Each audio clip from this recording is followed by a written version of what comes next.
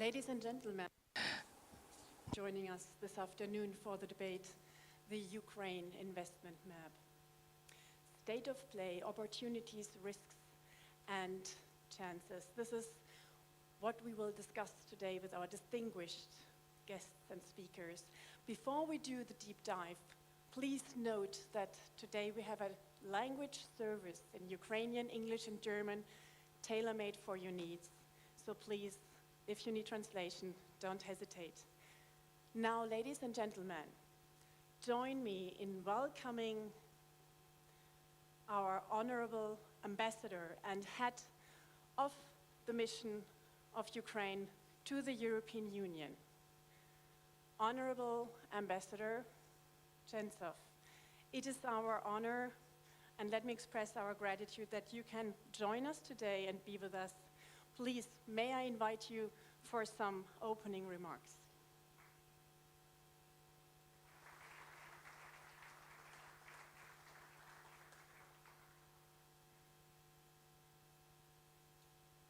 Good afternoon, ladies and gentlemen, excellencies. First of all, I wanted to thank the government of the Land Essen and the representation of the land here in Brussels for convening this event. And thank you for all present here. I see that there is a considerable interest of both representatives of the institutions and business community here in Brussels in the topic, and it's very encouraging for us. There has been a number of events during the recent weeks devoted to Ukraine reconstruction with a focus on different topics, including what is possible to do on the government-to-government level, city-to-city, but also business-to-business level, because reconstruction of Ukraine, it's not only the central government business, it's a comprehensive issue, and it needs involvement of all different partners. And the composition of today's event, I think, perfectly suited to answer this goal and to discuss all relevant issues.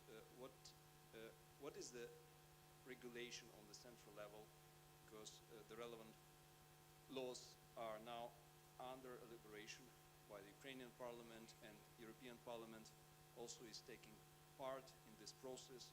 Same goes to the European Commission, which has established a multi-donor coordination platform to manage the process of reconstruction, to steer both the financial side, but also coordination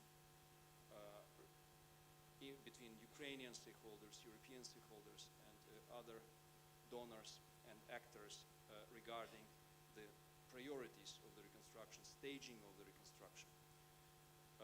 But what is, I think, most important, that we consider this process in a comprehensive way. It's not just to rebuild what existed before this big war, big Russian invasion started in February last year, but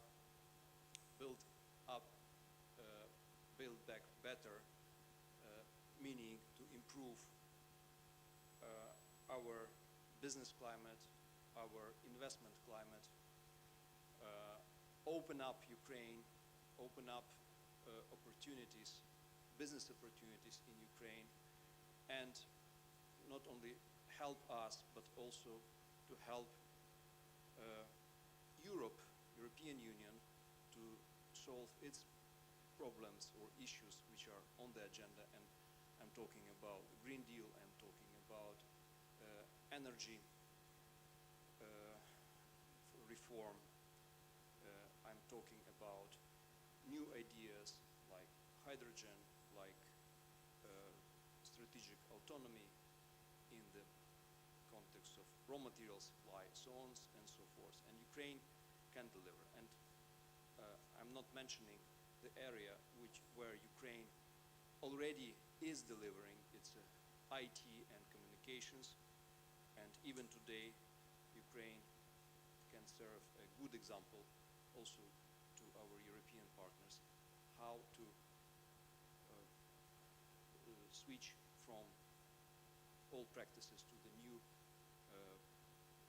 best practices in the field of e-governance, but also to streamline business processes and make your business operations more effective. So, and we can do it right now, today. So, without other ado, I wish all speakers and participants fruitful, interesting discussion. My simple message today is start rebuilding Ukraine already now. We need good pilot projects. We need strong links between Ukrainian and EU cities, governments, in all possible shapes and configurations. We should talk about bilateral, trilateral settings where Ukrainian governments and EU governments can work together and deliver results already now and set a good background for the future big reconstruction. Thank you very much again for setting up this event and wish you all the best. Sehr geehrte Damen und Herren, ich darf Sie heute ganz Ladies and gentlemen, it's my pleasure to welcome you to an event focusing on reconstruction in Ukraine. It's my great pleasure to organize this event in cooperation with the European Business Association. And I'm also very pleased that we have guests from Ukraine participating online that can follow along and participate. We're living a horrible war, a brutal war of aggression by Russia on Ukraine, and that leads to a lot of destruction of infrastructure and industry, destruction of agricultural surfaces. Today's event will focus on the reconstruction of Ukraine. Reconstruction that should enable Ukraine to join the European Union, but we have to know as well that joining the EU would have been difficult before the war already, so there is still a lot of work, difficult work to be done. But a lot has been done in the meantime, and a lot more will be done. This is not about supporting Ukraine in the war, it's also about Ukraine in the time after the war, which is why I'm happy that we are already discussing the Ukrainian investment map and the offset and the possibilities that are created by this, that those who invest there and that their efforts can be coordinated, that you can invest where it makes the most sense and that you can find funding for these projects.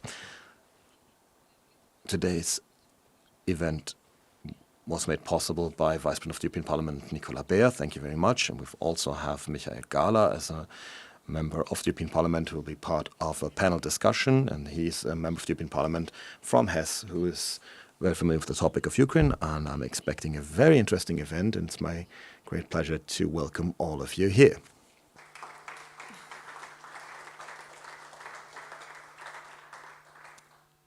Now, ladies and gentlemen, let me introduce to you our honorable distinguished Vice President of the European Parliament, Nicola Beer, and member of the Women Alliance, The Next Generation is Female, with whom they traveled latest to Kiev on the grounds. Vice President, you have the floor.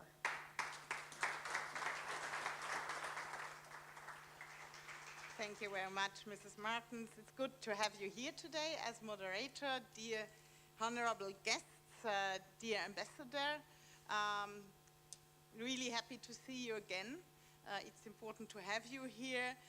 My colleague Gala, who will then join on the panel, but I'm also happy that we have from the Commission the team leader Blanc. And I just want, and this is more for personal reasons, also welcome, very warm welcome for Mark Weinmeister. He was State Secretary for European Affairs here in this house a long time after I was leaving, and so we worked quite closely together. I'm happy to see you here, and which is maybe important also for the topic of our event today, he's here with a big economy delegation from the northern part of our region, from Hesse, so you already have entrepreneurs also here in the room from HESI. Dear ladies and gentlemen, warmly welcome you to today's discussion on the reconstruction of Ukraine and its investment opportunities. First, also if when the ambassador already did it, but I would really like to thank the organizers, the European Business Association with Anna Dererov, Janka, and the representation of HESI. Mr. von Heusinger is always very supportive in such important topics. And I thank you really for co-organizing and hosting this event here today. It was already mentioned a few months ago, the EBA presented the Ukraine investment map to me, and it was for me quite quickly clear that we would need to support and promote this very important project. One important part of this is bringing various stakeholders from business, politics, administration, from Ukraine and EU together. It is amazing and encouraging to see so many participants today here in the room and online, so obviously this topic is important also to you, and I think we really can join now from Brussels, member states and Ukraine. Since Russia's brutal and unprovoked attack against Ukraine, the European Union has stood firmly to our neighbors and friends. The Union adopted so far 10 massive sanction packages which detrimentally affected the Russian war machine. However, our support goes far beyond that. The EU provides substantial economic, military, humanitarian and diplomatic support to Ukraine. And finally, yet importantly, we invited Ukraine to become a member to European Union. And I'm quite proud that European Parliament was very pushing for that, but we could convince also the member states. So we all are working on it to realize it as soon as possible. Even though the war of aggression against Ukraine is still ongoing, we have to talk, and the ambassador already mentioned it, we have to talk about the Ukrainian reconstruction today. We cannot wait until the war finally ends, but have to act now. Strengthening and reconstructing Ukrainian economy is as important as delivering weapons. Firstly, it will support the defense efforts. Secondly, it sustains Ukraine and prepares it for the integration into the European economic space. And thirdly, it provides hope and perspective to the Ukrainian people and sends a strong signal to Moscow that we will not let Ukraine down and that we believe in Ukraine's victory. After nearly 1.5 years of war, large parts of Ukrainian infrastructures are damaged or destroyed, and it will take hundreds of billions of euros to sustainably reconstruct Ukraine and to revitalize its economy. The work has already started on political level, for example, the G7 activities or the upcoming London conference. This must not stay on such a high political level, but it needs to integrate the whole economic system. This means small and medium enterprises, startups, municipalities, individual entrepreneurs, and so on. Private-public as well as private-private partnerships are thus key in order to explore the full potential to rebuild. And we have so much to rebuild. The destroyed infrastructure, power stations and grids, railroads, hospitals, schools, houses, product sites, and so much more that got devastated during the war.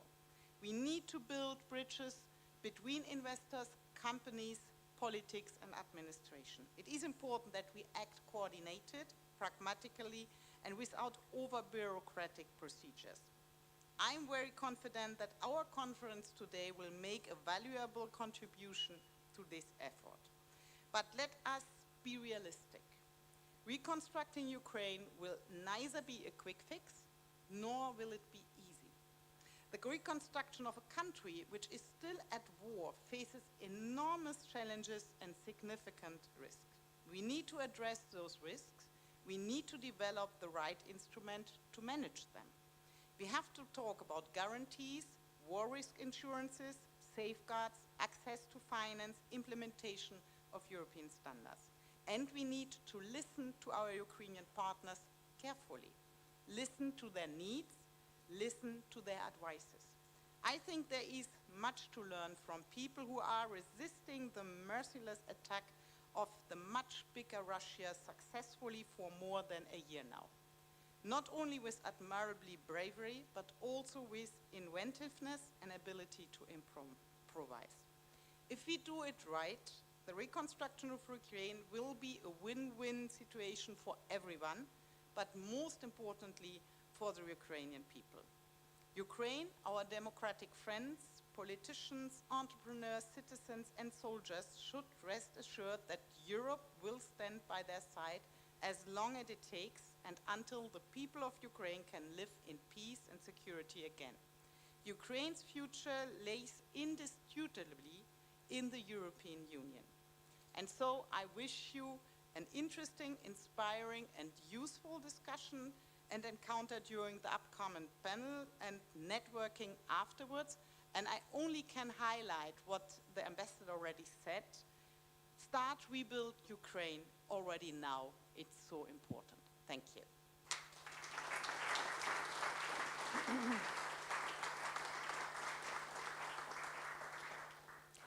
Thank you very much, Nicola Baer, Vice President of the European Parliament. Now, speaking of the Ukraine investment map, we have to talk about Anna Derevianko. Thank you so much to join us today online. Quite delighted to have you as such an expert in the matter. And I don't spend more words on you because I would like to give you the floor right away, and please share with us this big idea of the Ukraine investment map. You have the floor. Thank you so much. Dear ladies and gentlemen, dear Nicola, ambassador, ministers, you know, it's such a big pleasure that you support Ukraine and Ukrainian businesses and Ukrainian people in general. Of course, Ukrainian reconstruction is the key, and this is something we need to do all together with the whole world. This is both political process and private business process. But we from European Business Association, we started to think and improvise, like Nicola said, and started to be creative in order to understand what can we do in order to help in reconstruction of Ukraine, what can we do in order to support private business to sustain and survive in this difficult environment and be more successful. And actually at the beginning, we would like to show the video in case it will be possible about investment map, because this is exactly what we came with, like an idea to support investment potential of the country. Can we upload the video?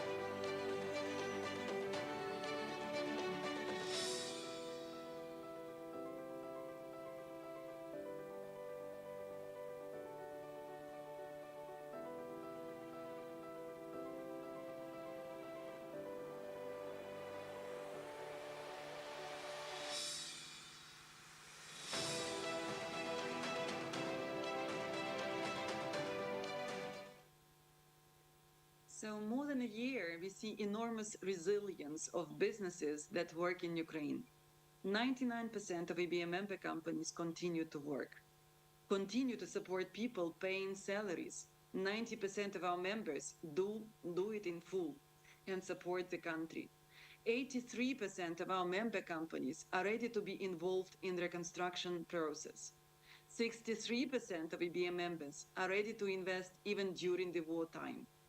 We already see how companies like Nestlé, Bayer, Kingspan, Unilever, Nibelon, Limtrans invest in Ukraine millions of euros. There are businesses that already work in Ukraine, but Ukrainian investment potential is much more bigger. It's enormous. Therefore, 3 months ago, we created the investment map of Ukraine to show this potential and to bring also new investments to the country. This is a practical tool that shows projects from businesses that look for investments and rebuilding projects from municipalities. Overall, 117 projects with an investment potential of around 4 billion euros. However, we continue to collect more. Generally, projects present 14 industries. The leaders in terms of projects are Kirovograd, Dnipropetrovsk, Odessa Oblast, although some oblasts do not have such proposals, like Chernihiv, Kherson, Kharkiv, mainly due to the proximity to the war zone, but also Ternopilska, Vinnytska, and Khmelnytska. The directions of the projects are absolutely different. Industrial parks, construction of plants, biofuel production, production of sodium hypochlorite from salt for disinfection, processing and packaging of honey, processing of berries, milk processing, processing and storage of agricultural grain, production of flour, cereals products, building medical, recreation, other centers, construction of eco-towns, residential complexes, mining projects, for example, extraction of kaolins, construction of green energy, energy objects, logistics objects like warehouse complex, multimodal terminal, etc. Each oblast proposes a variety of projects. It is difficult to say that some are concrete industrial focus. Why do we believe that you need to invest already now? And below you will see 10 reasons. Geographical position of Ukraine, fast business registration, you can register your business in several minutes, 19 free trade agreements with 47 countries. Ukraine is a very digitalized country, have rather competitive fiscal system, have creative and innovative people. Most of them have higher education, and this is, by the way, the key why we are resilient and so agile during the current circumstances. 33% of world black soil is in Ukraine, 117 types of different minerals, rebuilding potential is $415 billion, and perspective industries are agro, IT, logistics, infrastructure, energy, construction, and many more. So we welcome you to visit the map. If you are looking where to invest, check the projects that are on the map.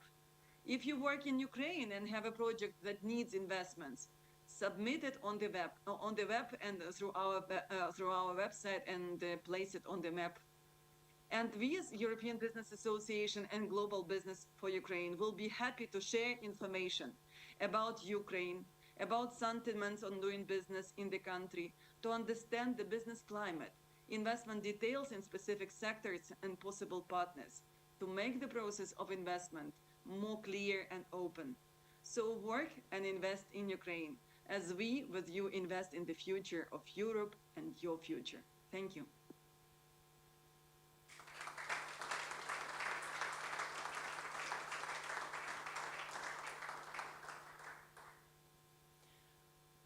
Anna Derevienko, may I ask you to introduce our next panelist, Sergei Tsivkash, who will join us in this stunning debate today.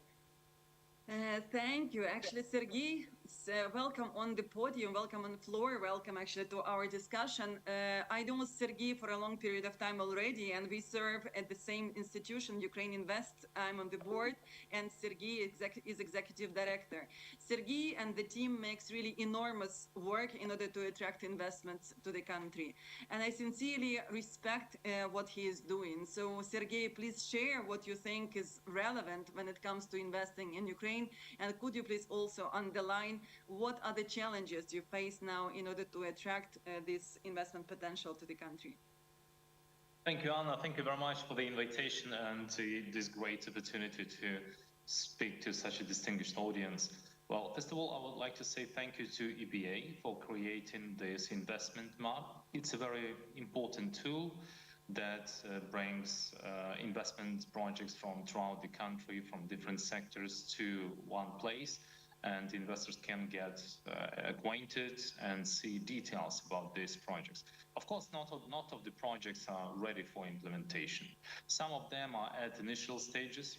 Some of them are more developed, and that makes this project even more interesting because all foreign investors can see, the level of investments that are ready for implementation and opportunities for cooperation. Because we're not only talking about financial investors, we're also talking about partners, and partners can choose relevant areas for them and work with Ukrainian companies, Ukrainian municipalities, or with any foreign companies that are already present in Ukraine are interested in cooperation. I had a couple of questions being sent to me by organizers, so I would like to cover them, and then maybe I say a couple of words from me.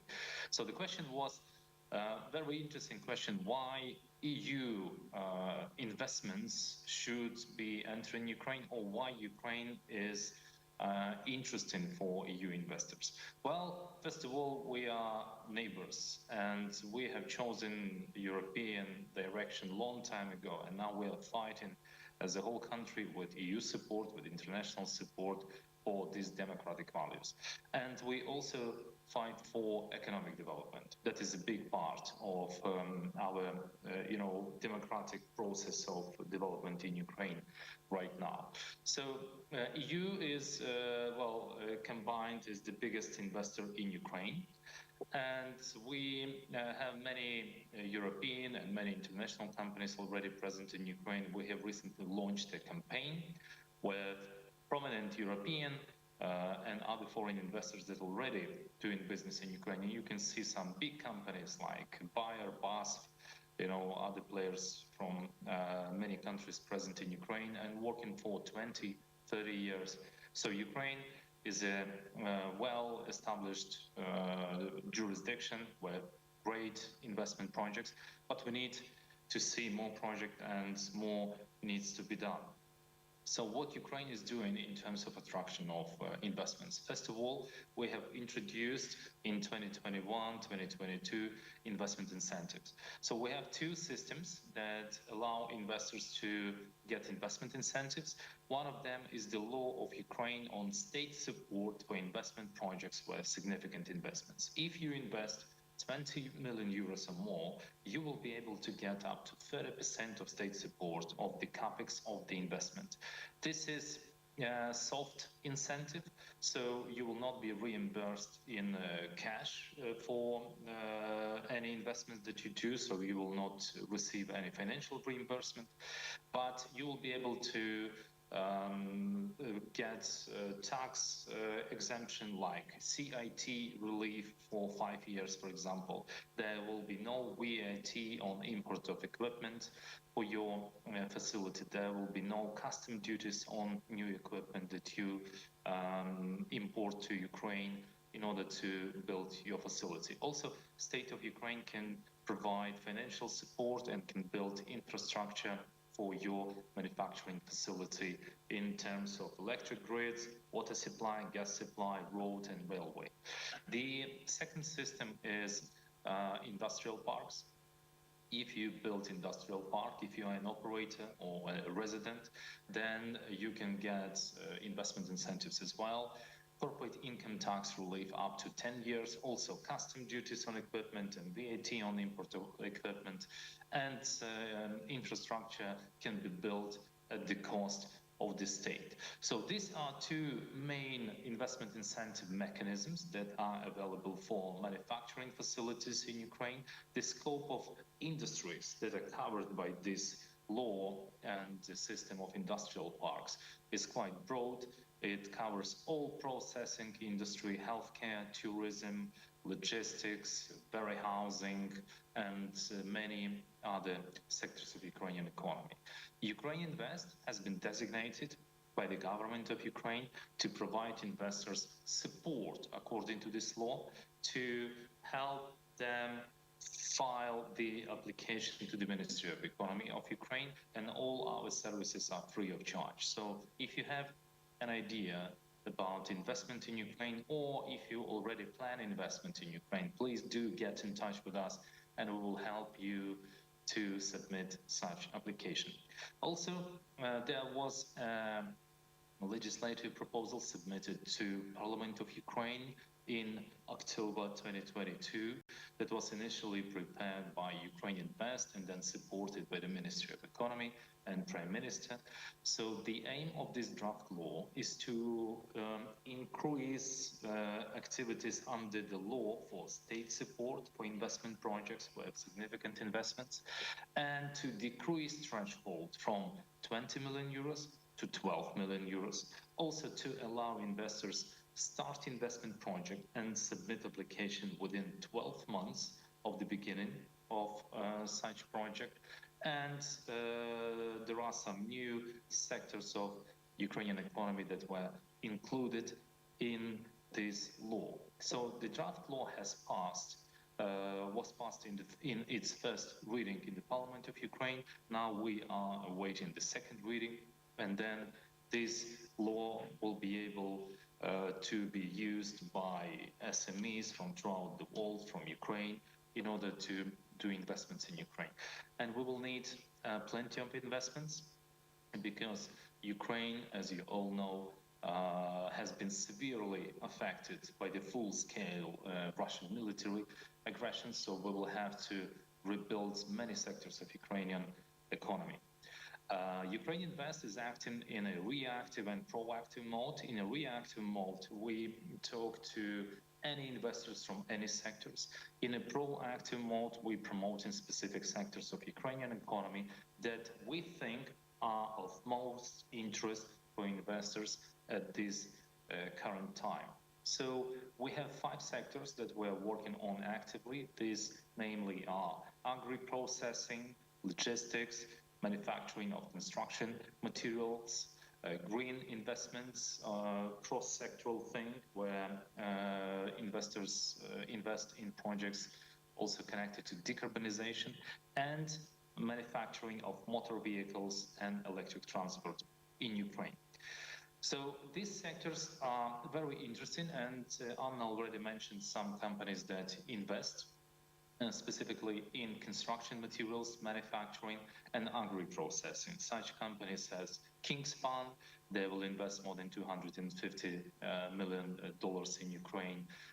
Companies like Kavalska, Ukrainian company, they will invest about $60 million in construction materials manufacturing sector. Also, companies like Bayer, Nestle, Unilever, they're gonna invest in agri-processing in Ukraine.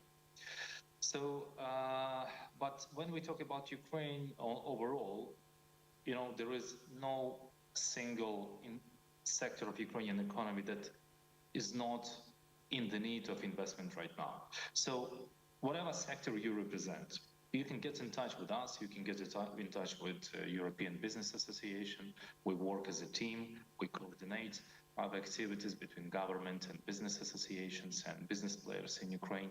So you can ask us about analytics, about how to do business in Ukraine, what kind of support you can get. Maybe you need introduction to some governmental authorities in order to get acquainted with details of doing business in Ukraine, or maybe you need to be introduced to businesses in Ukraine. We will be happy to do that. We have at the moment investment projects in our pipeline. The total amount is about $2.3 billion. They are all in our Ukrainian Invest Guide as well, and investment map of European Business Association. So you can look at them. Maybe you'll be interested in a specific project. Also, you can get in touch with us and we will provide you details about the project, about business owners and business managers with whom you can discuss this in detail. Very important thing that Ukraine, as well as international partners, are working on investment insurance mechanisms. We have a draft law that has been passed in Ukraine that will enable Ukrainian Export Credit Agency to cover some investment projects in Ukraine against war risks.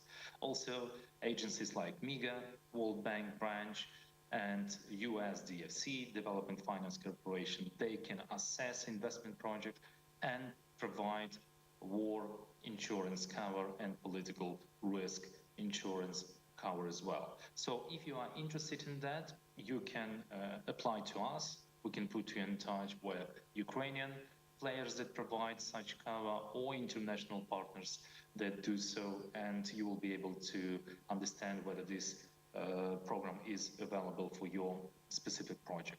One more last thing. We are always being asked how much I need to invest in order to get support from Ukraine Invest. It doesn't matter how much you invest. We support any investors. If you invest 100,000 euros or you invest 100 million euros, we are interested in the final result. We are interested in a successful investment case in Ukraine. So please do get in touch with us for any matters. We will provide support and we'll be happy to see you in Ukraine as a part of rebuilding and our beautiful country, and also in terms of economic transformation of our country, which is very important. Thank you very much.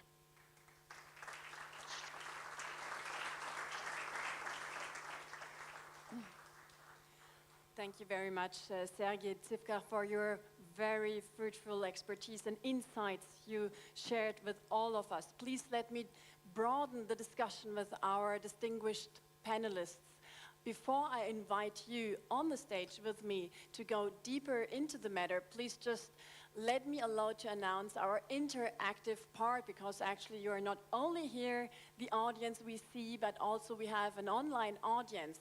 So after the panel and the speakers, we will have a Q&A, questions and answers from you and from online. So please, if you are interested to drop a question, you can dial a phone number, a Belgium. I will say it and you see it on the slides. Please, if you can put the slides that people can see it.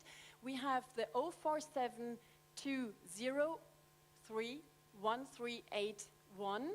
The phone number for dropping questions at the panel is 0472 03 01 and 81. You can do it also via email, streamline@lvbrussels.hessen.de. So please don't hesitate to make this discussion richer. Please let me invite now on the panel our distinguished speakers. I will introduce them when they're having a seat. So please welcome with me Vera Savchenko, CEO and board member of Reconstruction Ukraine Committee. Thank you, Vera, to be here with us today. Michael Gala, standing rapporteur on behalf of the European Parliament for Ukraine. Thank you so much to be with us today. Have a seat here. Thank you so much. We have online also one more distinguished speaker, a highly respected expert, and one of the biggest investors in Ukraine. Please welcome with me Thomas Fiala. Thank you so much to be with us today. Now we have quite a better picture what the Ukraine investment map is about. But please now, I announce we want to broaden it and we need more than one or two players. Michael Gala, I would like to have the first question to you. Giving the European perspective, you say, I quote you, we can't only plan, we have to start to rebuild, and also the EU has to be ready. The floor is yours. Yes, indeed, and thank you for this great event here. We, as the European Parliament, being part of the European institutions, we have, from the very outset, supported Ukraine. Already before the start of the war, we have had this, since the Revolution of Dignity, we have had this comprehensive association and free trade agreement with Ukraine, which already provided a platform on the way direction EU. And now we have a situation on the one hand with this dreadful war, and on the other hand, we made Ukraine a candidate for the European Union. So we have to start now, not only thinking, but planning and providing expertise and starting with reconstruction. And these two processes, reconstruction plus the path towards EU accession, that must be one process. We cannot artificially divide it and say, okay, for reconstruction purposes, everything has to go very quickly, and at the same time we disregard requirements on the way to the EU. We would definitely need to have both aspects on site and combine them in order to ensure that with this process, which is also a modernization process, because we will not reconstruct old things, but it will renew what will be reconstructed, that this fits very well into the pathway towards the European Union. And in this regard, it's very important to set the priorities right. And that means, for instance, for us who are in contact with all the levels, not only with the national level, that for the reconstruction, we need the expertise on the local level. So it is very important that the local self-government in setting the priorities has a real say, because I'm pretty sure that the mayors, that the people on the ground know best what the priorities are to reconstruct, and accordingly it must be them who have a great say. And of course also in general terms, this reconstruction and preparation for EU membership must be something sustainable, so respect also environmental aspects, where we have the big climate agenda in general, and also that is part and parcel of what Ukraine reconstruction and EU accession is all about. Thank you so much, Michael Gala. Vera Savchenko, thank you so much for one time being here. Michael Gala calls for setting the priorities right and speaking about local authorities and efficiency. And this is where I'm delighted to turn it to you over, because you are very practically speaking helping enterprises to go to Ukraine and to invest. We are delighted to hear your point of view. What is best practice? What are incentives? How to do? Thank you very much. First of all, I want to thank you, everyone, every European citizen, European friends, for helping Ukraine in such difficult times. I'm completely agree with you that recovery of Ukraine and EU candidacy and what Ukraine need to be done to become a EU member, it's not two different processes, it's one process. Recovery through candidacy need to be completely aligned with EU requirements and recover only only on this basis. Regarding practical steps, at our European Business Administration Association in Ukraine, we have also a white paper which address Ukrainian government, where we put all steps needed for business to make our investments environment better, to make it more aligned with the European rules, to make more sustainable, to put in practice all the new things which need. So we already doing this. We already on this path.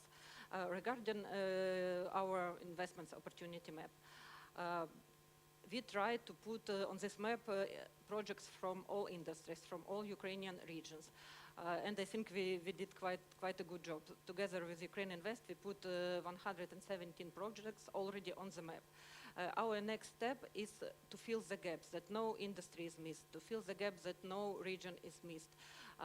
For example, I am originally from Dnipro, and in Dnipro region we promote this map very actively, and there is 28 projects out of 117 from Dnipro, and there is one project from Mykolaiv region, for example. So now we are trying to work together with all other organizations who are doing the same things, who are looking for investments project. We are already completely aligned with the Ukraine Invest. We have preliminary agreement with Dream platform, which will be presented in London in 2 weeks, this is the Ukrainian digital reconstruction ecosystem to align our projects with the projects in this Dream platform. Dream platform will take needs for reconstruction from state register of destroyed objects.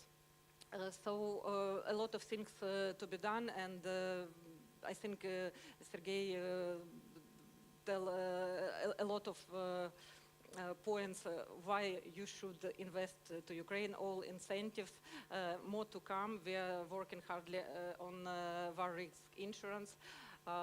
Some mechanisms will be provided by Ukrainians. Some mechanism of war risk insurance, I hope, will be provided by export credit agency of different European countries.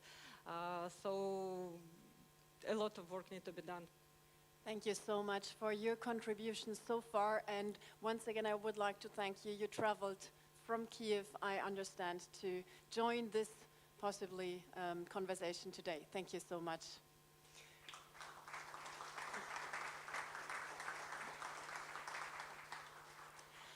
Let's hear now the side of the entrepreneurs, of the businesses. And I'm so happy that you join us. Tomasz Fiala, you are the founder and chairman of Dragon Capital. You are one of the biggest investors in Ukraine. So Vera Savchenko pointed out we need to fill the gaps. What are your observations on the ground, on the territory? You see it every day. What can you tell us? Please share with us your experience as an entrepreneur, investor. Good afternoon. Thank you very much for the invitation and the opportunity to talk to you from Kiev. We have been doing business in Ukraine since 1996. Originally, I'm from the Czech Republic. Before war, our investment portfolio was over $1 billion in roughly 50 different investments across different sectors of the economy: IT, machine building, banking, media, commercial real estate, residential real estate, fintech, and so electronic commerce, retail, food processing, and so on. So we're quite a diversified company with over 10,000 people working at the companies that we control. We have been here through several economic crises, the last one 2008-2009, and the 2014-15 first stage of Russian war against Ukraine, and survived these relatively well. Obviously, the latest invasion last year has been by far the toughest challenge for the population of Ukraine and for business as well.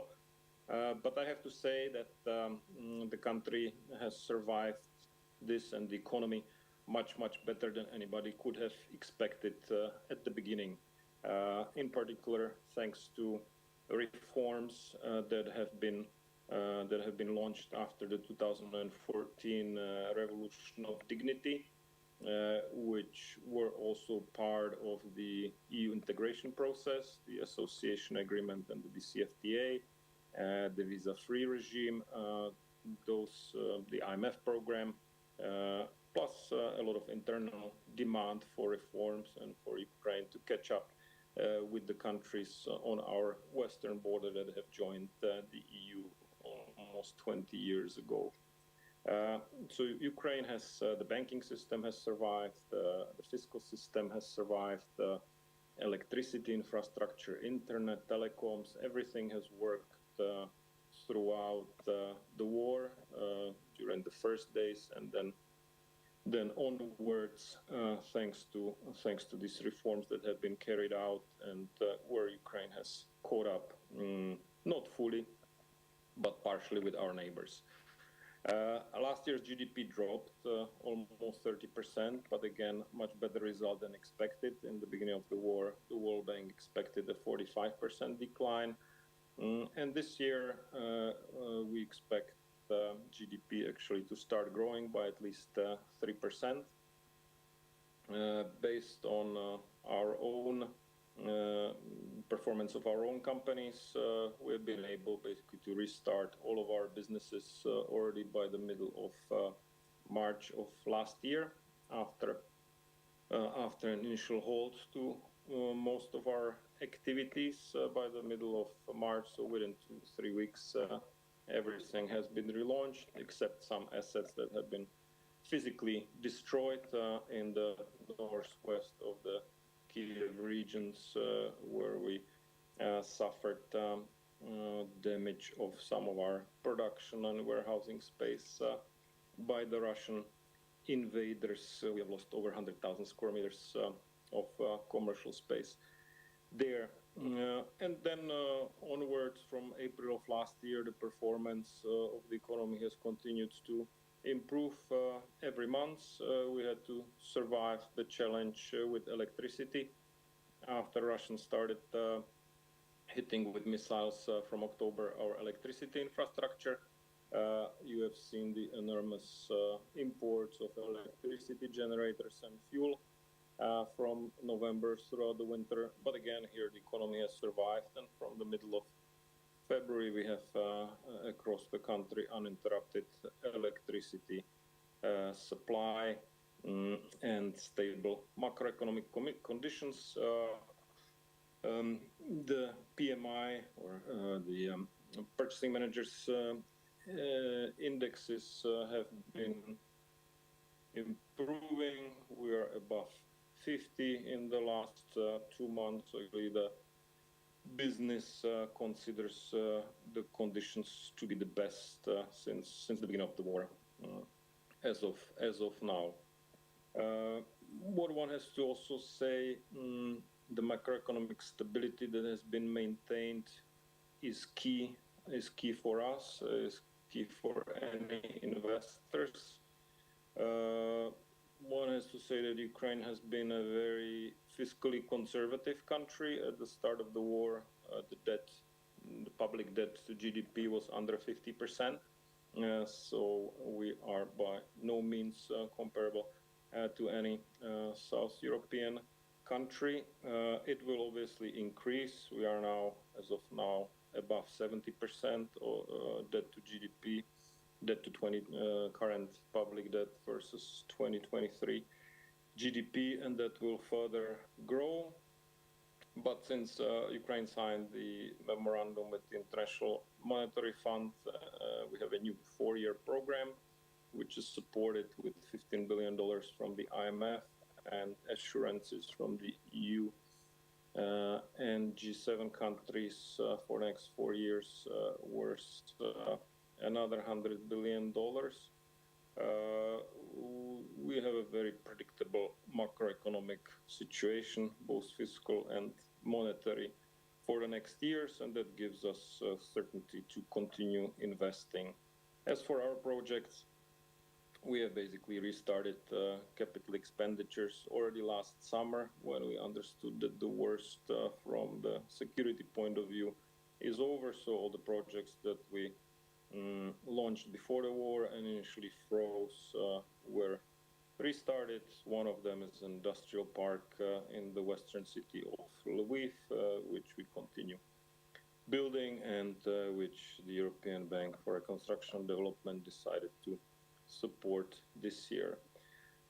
What is important for Ukraine in the future? To have an anchor, the same as the Central European countries that have successfully reformed have had.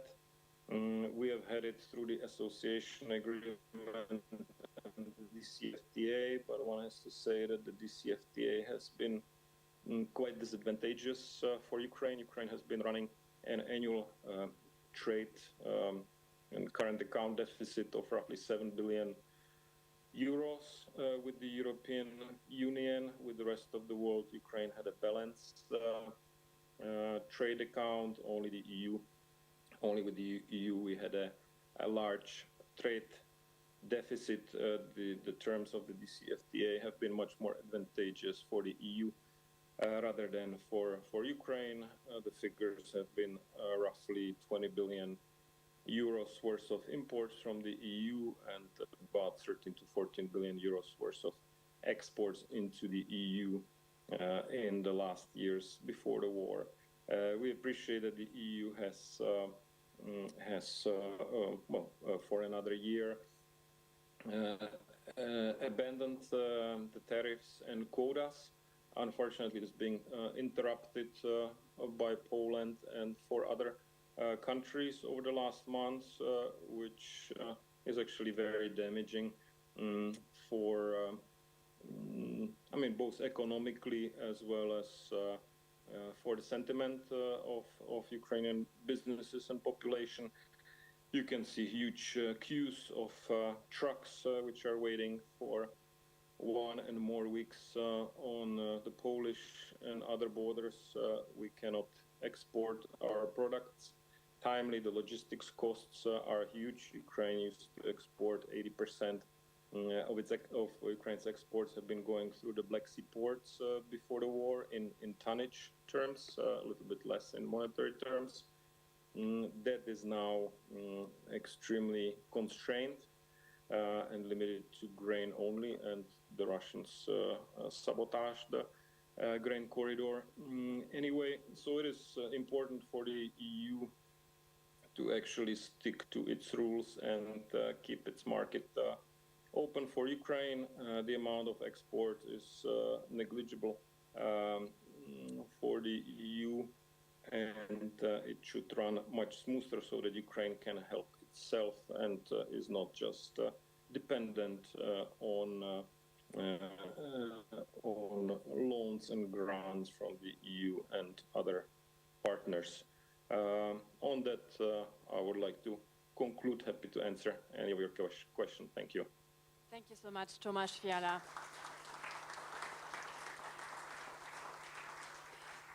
So we have a lot of details, of challenges, of hurdles to overcome yet. And I would like to raise still one of the hurdles everybody knows about, and we can talk about it. I know that you have been board member of Transparency International Ukraine. Also in terms of corruption state of play, and I would like to give it to you. What is your take on that in order to prepare and in order to boost the Ukrainian ground for investments as standing rapporteur on behalf of the European Parliament? Well, we all know the situation before the war and the hiccups or the queries that our already then investors talked about. On the other side, so yes, there is the legal system, the judiciary is not yet reformed to a large extent, and there was also before the war the issues of corruption. Ukraine has undertaken a lot already since 2014, establishing institutions that are delivering NABU, the Anti-Corruption Bureau of Ukraine, the High Anti-Corruption Court. There is other state-run institutions that are fighting corruption inside the system. And still we hear, and it's good that it comes out, also even during the war, cases of corruption that shows that there is a genuine political will to fight it. And indeed, all those who before the war thought they could still work in the old style, they should forget about continuing it after the war. I think that is one of the essential things, reform of the judiciary and the reality for all those who still are on the old track, not to try it and not to continue, because on the track to the EU, when there is rule of law, everybody who has a good product to sell or a good service to deliver can be rich and abide by the law, and not, there is no need to have this corruption schemes continued. And we'll see to it very closely where potentially such a return to old habits would come in. I think it's very important, and that is why I'm a strong proponent of saying let's start also the accession negotiations relatively quickly, not because the entire process is quicker then, that's not the case, but then we have a real leverage to demand that on the track, further track, this fight against corruption and establishing the structures that are necessary, that is really being done. and all those institutions that existed before the war, that they be reinstated. For instance, for public procurement, ProZorro is the system that must be fully operational again as soon as possible, as one example only, to see to it that people are coming. And the other aspect that is a bit linked and what was referred to, I very much welcome what the German government some months ago said, that they would now support those investors who are now going to Ukraine and starting, in case there is damage to the Russian aggression, they would refund it. So that is this aspect of war risk insurance. In a way, the government, in this case the German government, has taken this initiative. I very much, as I said, welcome that. And those who come now will be there, the first ones. The early bird catches the worm, or what the English say. And so I encourage all to come now, and there are some courageous companies who are already have announced to do that. So with this and the fight against corruption and the reform of the judiciary, I'm very confident that this country will really make a great start already now, but certainly after the war. Thank you very much, Michael Gala. Crucial points made by you, and I would like to turn it over once again to Vera Savchenko, because you also call for a recovery which goes beyond economic recovery. You say this is way more. We need also to really have a vital role in order to advance the United Nations Sustainable Goals. Can you just explain to us in a few words why this is so important and why this relates to investments? Thank you very much. I truly believe that Ukrainian recovery should go together and with very important international processes. We already talked a lot about EU candidacy, but also the war is the most unsustainable thing on earth. So the faster war ends, the quicker we will be, and the quicker our sustainable goals will be met. Also, for example, EU 2030 and 2050 net zero goals. Ukrainian energy system shows strength. It was very damaged in winter, and now Ukraine is selling electricity to Europe. Ukraine can be a good place to invest in green energy, in green hydrogen. Ambassador Chensov already mentioned this, that potential of Ukrainian energy system is huge. So Ukraine can be a big powerhouse for Europe and lower dependency from Russian fossil fuels. So all these things are interconnected, and I think Ukrainian recovery is very important in major international processes. Thank you so much. Before we go to maybe potential questions we received on the online forum, do we have questions? Thank you very much. Please introduce yourself. Thank you. Thank you very much. My name is Svetlana Mikhailovska, and I'm Deputy Director of the European Business Association. Well, first of all, thank you very much for coming. My question would be maybe to you, Mr. Gale, in terms of securing the European investors. Some sort of backup is crucially needed. We know a lot of tools which are already implemented in terms of war risks insurance, like MIGA, DFC, Cookie, etc., etc. Now it's being considered at the European level as well to develop and introduce some strategic European tool to secure and to ensure war risks for European companies. How do you see when European businesses may get this mechanism? Thank you. Well, I hope, like other initiatives, as soon as possible. There's another initiative for ammunition production that has also got this nice acronym. No, well, my understanding was that those who come and say, I'm about to invest, that they will get it. And for me, it's of less importance from which level they get it, be it a national government or be it on the European level, that we guarantee it through whatever available mechanism. I mean, it's not the first time that a war situation or a post-war situation has confronted us with this need. So, well, I'm not the the technician in a sense to say it will be in 5 weeks or in 6 weeks. So that remains to be seen from the competent bodies. But politically speaking, I'm in favor of, well, just taking it up. What, for instance, the German government that I refer to said, we will guarantee it. I think it's from now and not from whenever.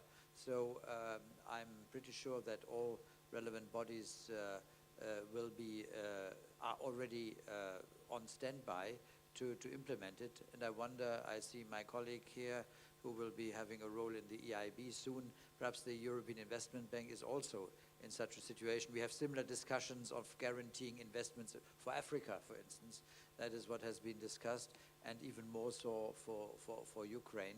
I think these are the institutions that can provide assistance and guarantees in this regard. Thank you very much. We have a question over here. Please stand up and introduce yourself. Thank you so much. Of course, thank you very much. Philippe Lefebvre from the European Defence Security Summit. How do we avoid the risk of inequality amongst investment in Ukraine? Because, of course, a lot of the investment now might be in areas that are safer, more towards the west, whereas, of course, some of the areas where the hardest damage is more towards the east or the south. So looking to the long term, how can we make sure that there is an equal amount of investment spread across the whole country and that the inequality, which already sadly exists, isn't exacerbated over time, as, of course, Ukraine is on its path to joining the EU? Thank you. Your question goes particularly to one of our speakers. Otherwise, I would give the floor to Vera Savchenko and then Michael Gala, if you would like to add. Okay, thank you very much for the question. It's a really tough question. The mechanism needs to be developed. In London, this dream platform will be presented, and some new principles of Ukraine recovery will be updated. So I hope this issue will be also covered by Ukrainian government. From business perspective, I cannot say on behalf of our government. From business perspective, we try to speak with every region. We try to speak even now, half an hour ago, I have a conversation with Transcarpathian representatives from Transcarpathian regional military administration, and we agreed to put their projects on our map. So we try to fill the gaps as much as possible. For sure, it will be difficult to attract projects to the regions which are bordering with Russia, with Belarus, and which are close to war zone. It would be extremely difficult. But nevertheless, these regions also need to be covered, and they need to be rebuilt, and we will try to do as much as we can. Also, I would add one thing. I think it's quite unofficial, but some European countries, they are committed to help certain Ukrainian regions. And in our map, we also put this, and you see which country is the Patronasian region. So if you are an investor from a certain country, you can go to our map and see which region your country is helping, and maybe your local, your country authorities will help you to navigate through this region and through all the support which they provide. Thank you very much. I think, of course, in the areas that have been affected by the war, there will be the most need to support, and I think then is for those communities and for the government to put an emphasis on these destroyed regions. The other ones who are tendentially also more towards the border of the European Union, towards the west, I think they will, well, not be able to help themselves, but they will automatically more or less get more attraction. So it's a political point to make. Let us focus on these areas specifically. I'm pretty sure unfortunately, the terror state on the way of retreat, they are in a position to further destroy and try to destroy if they have the chance. So I'm afraid there is much more to be reconstructed than we might think of currently. And accordingly, the priorities will be probably set there.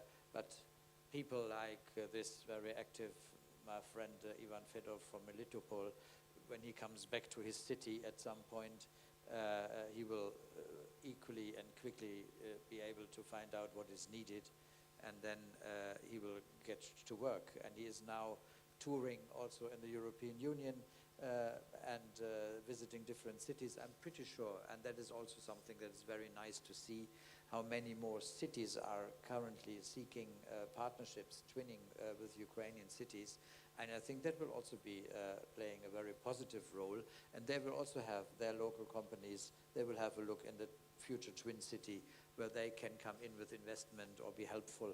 I think there is a lot of creativity now ongoing on the ground, not organized by the higher levels, but really happening. And that will definitely continue. I'm quite optimistic in this regard. Thank you very much. We have still time for one question, and please, we have also our online speakers. You can address the question. Last century, I was the first Green member in the European Parliament from Hessen. What was just said was a very general question to Hessen. Are there regions within Ukraine where Hessen wants to twin?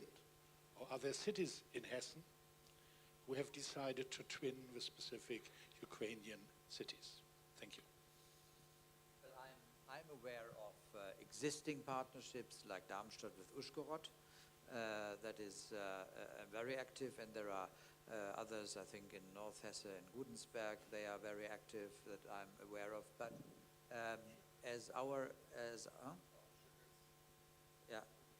Czerkasy, yeah. And but I'm also aware that we try to hop on an existing partnership of our Polish region. We have Wielkopolska as a long-standing region, and they have been twinned for a while already before the war with the region, with the oblast Kharkiv, not the city, but the oblast around.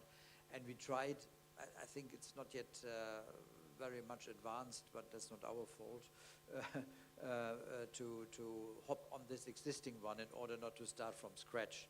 But I think we need to become a bit more active in this regard because the Wielkopolska friends are, doing their job currently, and it's currently, as I know, a bit difficult to add up to this.